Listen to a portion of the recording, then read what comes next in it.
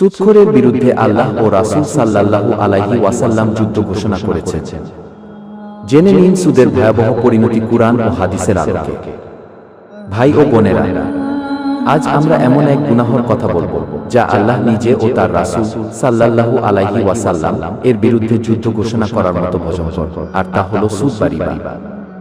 আল্লাহ তাআলা বলেন, যদি তোমরা সুদ ছেড়ে না দাও তাহলে জেনে রাখো আল্লাহ ও তার রাসূলের পক্ষ থেকে তোমাদের বিরুদ্ধে যুদ্ধ ঘোষণা করা হয়েছে।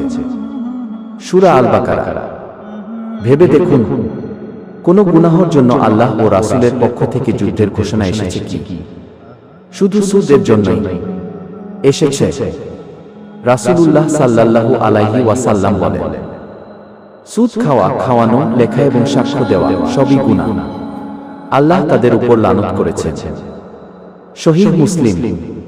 ভাই ও বোনেরা, সুদ শুধু একজন মানুষকে নয়, পুরো সমাজকে ধ্বংস করে দেয়। গরিবের ঘাড়ে চেপে বসে ধনী, আর মানুষ দুঃখ কষ্টে পড়ে আত্মহত্যার পথ বেছে নেয়।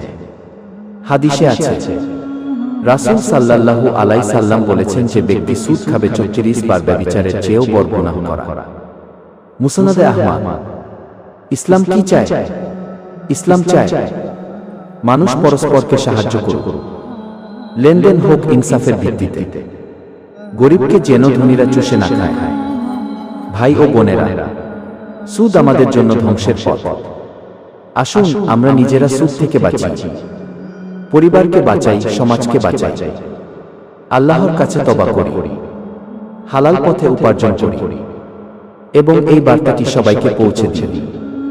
হক কথা ছড়িয়ে দাও, হেদায়েতের পথ দেখাও।